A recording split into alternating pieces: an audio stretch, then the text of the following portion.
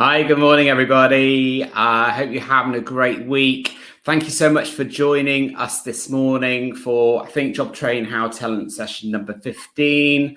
And this morning, we've got Maureen Brown back for another session. Her last session was amazing, so really glad to be inviting her back. And this morning, we're going to be talking about building your talent tribes. And what do we mean by that? Well, it's very much about our networks. Who are our go-to people?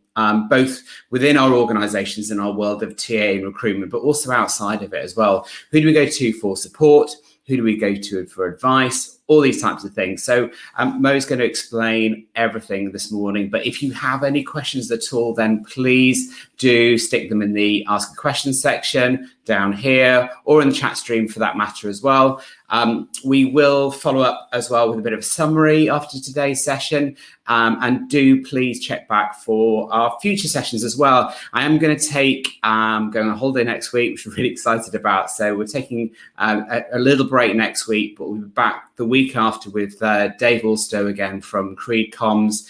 So I hope you'll join us then. I hope you enjoyed today's session. If you get value from it, then please do share it and also our future sessions with anybody in your network because they're available for everyone. So let's get started and let's invite Mo on screen. So let's have a quick look. Right. Invite's on its way to you, Mo. Grab a quick coffee. Are you there? Hopefully she'll join us in a second. Fingers crossed the tech works okay. Just while we're waiting for Mo to come on, oh, here she comes. Can everybody hear me okay? Hi, Mo, you okay? Yeah, I don't know. Can you hear me? Yeah, I can hear you fine. Can everybody else hear Mo okay? Oh, we've lost her again. I'm sure she'll be back in a minute.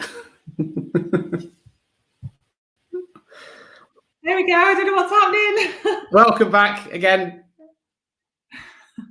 That's better. Can you hear me? Yeah, definitely. How are you doing this week?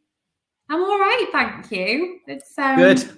Good. Are you? Yeah, seems like ages since you were last on, but yeah, no, good week. Stuck a t-shirt on this morning, bit of a mistake because it's now freezing again. I did the same thing.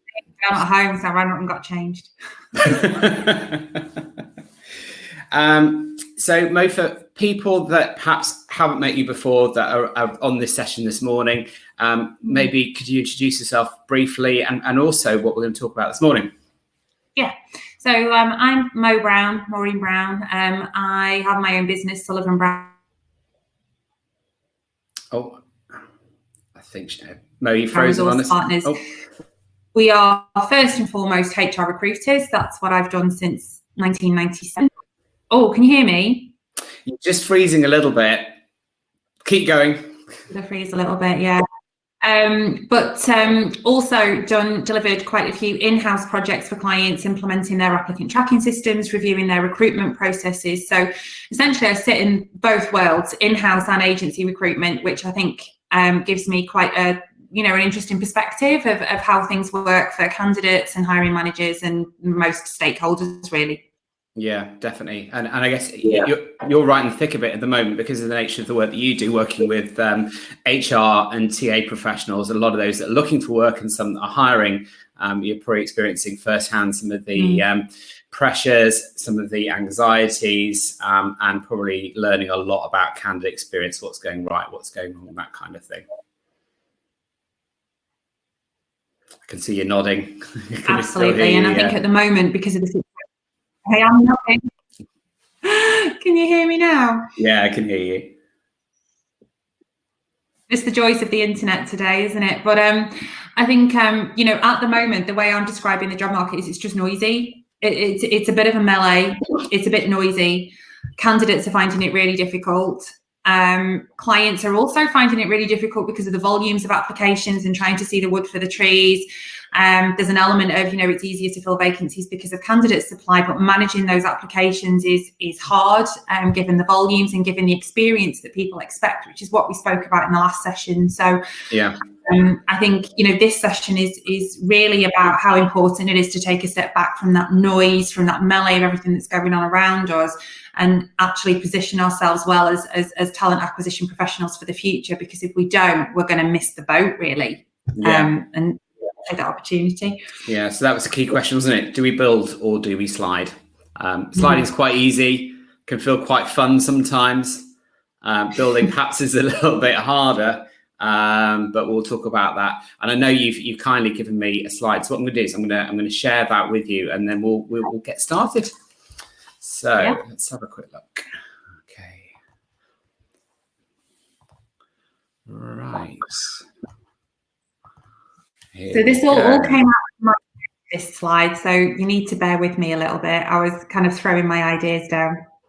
Okay. Great. Hopefully everybody can see that. All right. Right. Over to you. So I adapted this actually from a performance management model that one of our HR contacts had developed. And I felt that this actually works for not just for recruitment, but kind of any department really, where you're looking to build for the future.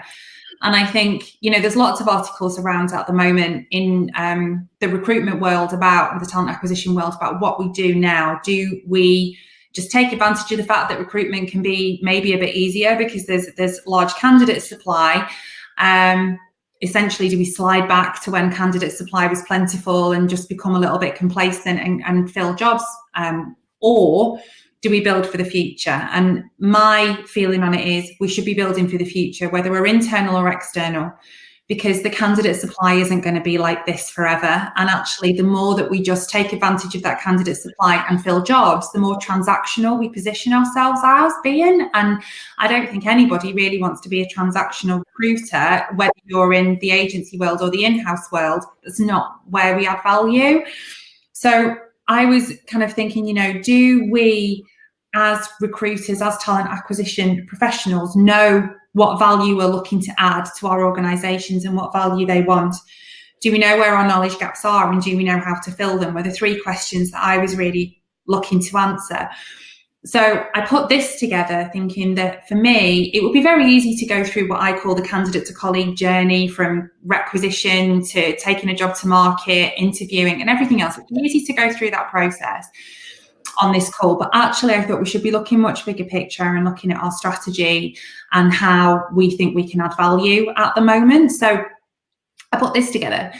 So it basically breaks down into different elements of strategy. So obviously our process. So most recruitment teams will have a process now, usually supported by technology like Jobtrain.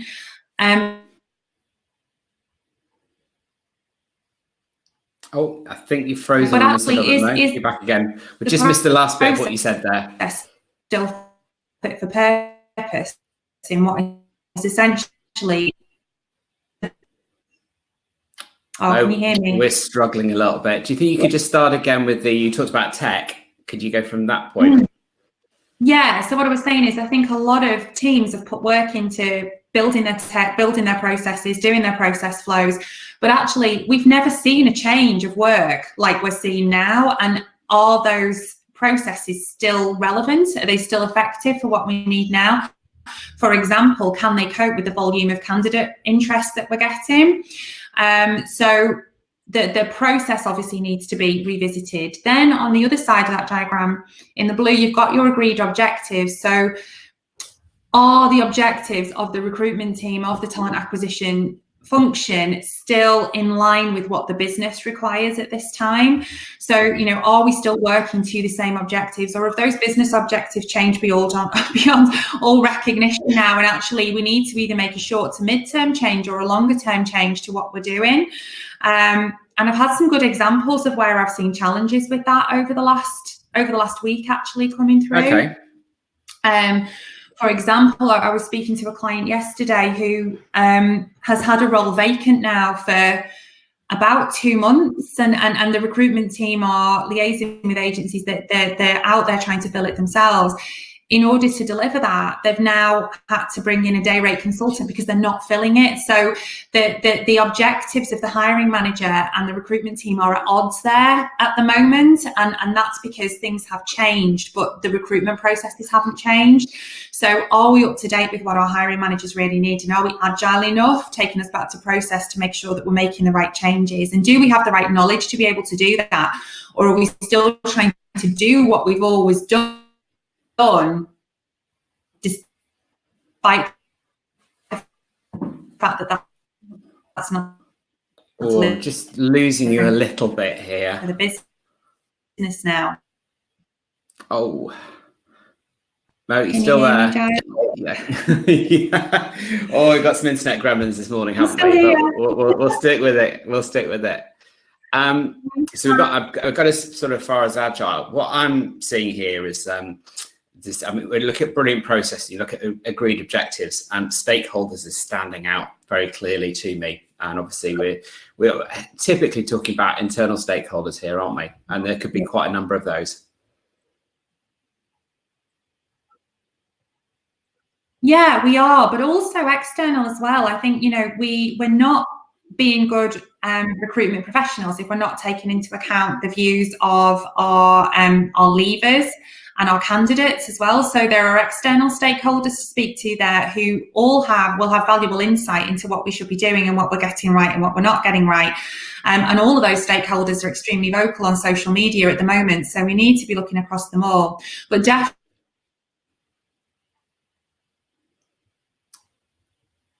stakeholders. And that's not just our hiring managers, although they're really important. It's our colleagues and our peers and our exec, very importantly. Definitely, as well. Yeah. Have we frozen again? You're fading in and out, but I think we're getting most of what you're saying, which is great, as long as we're not losing that. But yeah, I think our exec especially. Yeah, and if we're not speaking to the exec right now who are driving the strategy of the business, then how do we know what we are, what we're supposed to be doing? And I think then that brings us to the building our tribe element, and that links in really with the ideas and insight and the conversations. That's all really one big thing, because do we know where the gaps in our knowledge are, and do we know how to fill them? Because we all have them. And if we don't know how to fill them, and we either try and make it up as we go along, or we just hope no one will notice that we don't know how to respond to, for example, Black Lives Matter and the growing diversity and inclusion agenda, if we just carry on as normal, we will get found out, and we will miss that opportunity to be part of something as the companies are changing and building. So, we've been doing lots of HR networking events throughout lockdown, and I've learned so much. And I've been doing this 20 odd years. I live and breathe recruitment, but I'm learning so much about diversity and inclusion at the moment, about how HR teams are thinking, the priorities of candidates and how that's shifting and changing. And we're having to make adjustments to how we work as a recruitment business. So really everyone in our world at the moment is having to make adjustments. And that's across the whole HR spectrum, really. It's a good point you make there, and I guess D&I is one example of those. There's a lot going on within D&I at the moment, and it's a question we probably all need to ask ourselves, as in, who do we go to for advice? Who do we go for direction and current thought leadership on it? And it's quite a good example. So you and I were having a chat on the phone last week in preparation for this webinar today. And we came on to the subject of D&I, and I've got a go-to partner around D&I, which is Clear Company, and was able to connect the two of you. And actually, they run some fantastic, for anybody that's here this morning is interested, they run some great regional forums around D&I as well. So I'm a member of the Northwest D&I Forum, and there's a Northeast one as well. So a quick introduction there, and then suddenly you've got somebody you can go to get the right, clear advice around, whatever it might be. It might be D&I, it might be things to do with hiring manager engagement or insights and reporting, whatever it might be to do with TA. But yeah, building your tribe is very much about having a really strong network of people that you can go to with confidence for advice when you need it. Absolutely. And, we did a a D&I event last week with a chap called Mickey Nicholas, who's he's got an MBE for his the work that he did in London Fire Service around diversity and inclusion. And one, he was talking about the difference between equality and inclusion, but also he was saying, you know, you can be building the best and most fair recruitment processes internally that you like. You can be doing unconscious bias training. You can be doing anonymous applications. You can be advertising on specialist websites. You can be doing all of that stuff. But if you haven't got a specific outreach program to go and reach the groups of people that don't currently work in your organization, doesn't matter what processes you put in around fair selection, you won't be attracting them in the first place to even be able to select people. So that was a real eye-opener for me, because actually I don't know a lot of recruitment teams that are doing that well, that are going out and physically going to places where people don't look or behave or belong to the same groups as them and saying, we want you, come and join us. And actually, even if we are going there, but we don't look and feel like them, are people really going to engage with us anyway? So it gave me a whole new train of thought about how we need to behave moving forward. And that came from someone who comes from a completely different world to me. But it gave me food for thought. And now I've gone off and now I'm going to speak to Clear Company. And I want to fill that gap in my knowledge, because it is a gap for me and I don't want it to be there. Likewise, around the agenda of well-being, both mental and physical. We've got an event going on next Tuesday with Connect Health, who are going to talk to us about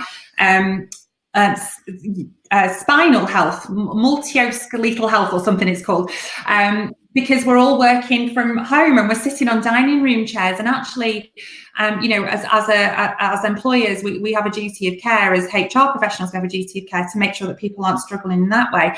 And I think, you know, all of this makes us better talent acquisition professionals, because we're adding value to what is the people agenda in our organizations, and this is our opportunity to really do that. And if we miss it, we just make ourselves transactional, and I just don't think that's where any of us get the real joy from, really, in the longer term. No, I agree. I think, I mean, obviously, as recruiters and TA professionals, then most of us are extroverts. We enjoy spending time with people because we're in a people business. But I do think that the art of networking or network building can sometimes be a little bit daunting. And I know you've got a very strong networks. What is your advice? Because I know under your area, we're talking about ideas and insights and confidence and skill and that kind of thing. I would put that into that bracket. What advice would you give to people in terms of being more confident about networking, and also knowing where to go for help and advice? Do you know, it's actually, much as, you know, I'm a recruiter and I have to put myself out there, I'm naturally a very shy person. As you know, Giles, I get really nervous about doing things like this. So, you know, I'm not one to actually throw myself out there in general. I've had to do it more in lockdown, because it's the only way to learn, is to put yourself out there a little bit. And, you know, I think firstly, no one is ever going to come back and say, no, I don't want to help you, or I don't want to share my knowledge with you. And it can take some guts to ask in the first place. But I've never had anyone come back and say, no, I've not got time to speak to you. My advice would be, if you're finding it difficult, is to just find some trusted sources that you enjoy spending time working, networking with, and automatically your network will grow. Follow those people on LinkedIn, see who they're following, look at the events that are out there. Don't be scared to dial into things. You know, I mean, you're on this call, so look for other events that are happening and dial into them. Comment on things on LinkedIn. And I think you'll find very quickly that people will come to you. There's a whole wealth of information out there, but ultimately you've just got to find the networking groups where you feel comfortable. Once you get a trusted source, as you said the other day, Giles, we were chatting about this. I mentioned something, you put me in touch with somebody, and we can do that vice versa. You came on an event that I was running, which was around coaching for, I love that. Yeah. You know, people start to share information. So I would say, you know, don't try and push yourself too far and wide very early on if reaching out is something that you're uncomfortable with or it's new to you. Choose people that you trust, and then ask them for help, and they will introduce you to people. And I've always found, certainly in the HR and TA world, people are really willing to do that. People want to do that. And I think that kind of curious and expert bullet point that I put in there, we have to be curious about what's going on around us. If we don't have a genuine curiosity, we'll never open ourselves up to those networks. So there are so many places you can go to learn and so many networks. You can't be part of all of them. So choose the ones where you feel comfortable, choose the ones where people are saying something really interesting. They might not be the ones that you really expect them to be. A great example of that is we've got a lady on our D&I panel event tomorrow called Stacey Copeland, who is the UK's first Commonwealth female boxing champion. And when Sinead suggested we did an event with her, I was like, okay, all right, that seems interesting. So we did it, and she's been one of the best speakers we ever had, because her take on D&I comes from her own personal experience of being a female boxer, a female footballer. So she comes at it from a completely different perspective, but it's fascinating. Likewise, Mickey, who did the event for us on D&I last week, who was one of the first black firefighters in the London Fire Service, only he can give me that perspective. You know, no one else lived that like he did. So I'm not going to find that in my usual recruitment networks. So I think find things that really interest you, that really pique your curiosity, and follow them up. Because if you're not genuinely interested, you know, you're probably not going to get the most out of it. So find things that really interest you, find the people that are willing to help you, and ask. And people are usually great at pointing you in the right direction. Just don't be afraid to ask. Yeah, I totally agree. I mean, from my own experience, there are some groups that are a very good place to start. There's the DBR community on Slack, if you're familiar with that. Recruiting Brain Food is a fantastic source of information and insight for me, not just in terms of the weekly newsletters, but there is access to a whole network of experts actually within there that you can tap into and ring up or contact in some way. You've got the Forum for In-House Recruitment Managers that are doing a lot of very active work now in terms of supporting the TA community with knowledge and insight, and a lot of that's being shared for free. In-House Recruitment Network, actually, they've now created a whole forum. They've got ambassadors. I'm one of those, so I'm advising on tech as part of that. So if you need to go to places, there's 4 places right there that you could start in terms of finding people. And I know you put in there under building your tribe, also looking at partnering up with people to make you look good. So I think that is important. Do you know, I've always said that, you know, whether I'm working in-house or whether I'm working as an agency recruiter. So when I go in-house and someone wants me to implement their applicant tracking system, there are applicant tracking systems that I've implemented where I know that, and you guys are one of them, you know, the partnership approach that you take helps me to look good for my clients, because as a recruiter, there will always be things I'll miss in an implementation. We're only human, and there's a lot of layers that go into that process. So I want someone that's going to protect me in that process and help me, you know, to not do that. Likewise, when I've been working in-house and there are difficult to fill vacancies, or I'm struggling with just the volume of vacancies that I've got on internally and I need some help, having trusted agencies that I work with has been invaluable to me, you know, to know that I can pick up the phone and it's someone that understands my client as a business and knows what people need. That's invaluable. You know, this is about choosing partners that enhance the service that you're delivering and protect you from the mistakes you might make, because, you know, there's a true partner there. And I think that's, you know, incredibly valuable. I remember when I first implemented Jobtrain somewhere, it was my first ever ATS implementation, and I missed something I did. I took something out of the process, and then the hiring managers all went berserk when I launched it. And I rang Gary Towers, who was my implementation manager, please put this back or I'm going to get lynched. And within 5 minutes, it was back. You know, only one person had noticed. He saved my bacon. That is collaboration. You know, that's what you need. And it's partners who are genuinely out to back you up and protect you and deliver great service for you, so that when you recommend them, that only cements then your reputation to the person you've recommended them to. So having trusted ambassadors, partners that you can recommend to other clients, to internal stakeholders, only makes you look better at what you do. And the more you look good at what you do, the more there is trust between you and that internal stakeholder, and the more freedom you get and license you get to be creative and to influence around recruitment strategy as well, the more they will trust you and trust your knowledge. And that's essentially what we want. We want to be trusted partners, whether we're external or internal, because that's where the real joy comes, I think, from what we do. Absolutely, for sure. Couldn't agree more on that one. building the know, like, trust relationship with internal stakeholders, and then hopefully then almost turn them into ambassadors for you as an individual in terms of your personal professional brand within an organization, but also for your HR team or your TA team is super important, because then suddenly you have the opportunity to influence and inform TA strategy and agenda. But you know that you've got to go through that process of building that trust, identifying the people that you should be working with, developing, nurturing those relationships, and then from then on you can really start to motor on.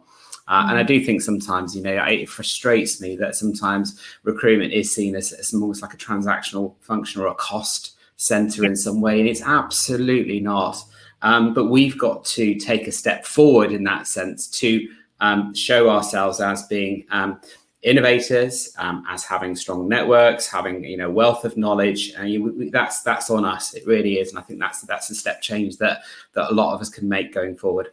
Absolutely, and I think that there's so many things that come to mind when you talk about that, Giles. I think when we're talking about adding value and not being transactional, there is a danger at the moment with the volume of candidates that we can fall into that trap. Yeah. And we don't want to do that. Also, the amount of in-house projects I've done where I've done audits and gone out and done my kind of exploration with hiring managers and different stakeholders across the business. And I've spoken to recruitment teams who are giving themselves measures around cost per hire and time to hire. And then I go out to the business and it's completely at odds. The business has never asked for that. But actually what the business hasn't done is been good at engaging with recruitment to say what really matters to them. So we revert to where we think we add value rather than actually going out and exploring and finding out where we truly add value to the business. And the more we do that, the more value we then get to add. But also this kind of curious and expert in building your tribe, it shouldn't just be with recruiters. We shouldn't just be looking at our recruitment world for insight, although there's some really valuable things there. The value I get from networking, I'm a HR recruiter, so, valuing and networking with HR professionals comes naturally, but actually it gives you much more insight into where we sit as a pillar of people strategy. And so we should be pushing ourselves out there and understanding what's important to the HR agenda, to the people agenda, not just recruitment. Otherwise we make ourselves transactional, but also the different stakeholders in the business. We should be engaging with business networking groups, with exec networking groups, with tech networking groups, because it's our job to understand these things so that we know how to add value and how to reach out. So we don't want to become too narrow in our knowledge either. Otherwise, we kind of force ourselves we lost you again. Into a piece that we just don't want to be. Yeah, absolutely. Are you still with us? Sorry, we froze. Just a little bit. Yeah, I'm here. I'm back. I guess that leads quite neatly onto the last bit about the conversations that we're having and making sure that those check-ins are regular, that we're constantly discussing, consulting, agreeing. Are we aligned in terms of business expectation versus our expectation? You made reference to things like the measures, the KPIs that are placed within TA and recruitment, and are they aligned with business goals as well? Because there are constantly shifting considerations, budgets, plans, strategy at the moment. So we've got to be aware of those and making sure that we're constantly listening and engaging on that. Yeah, absolutely.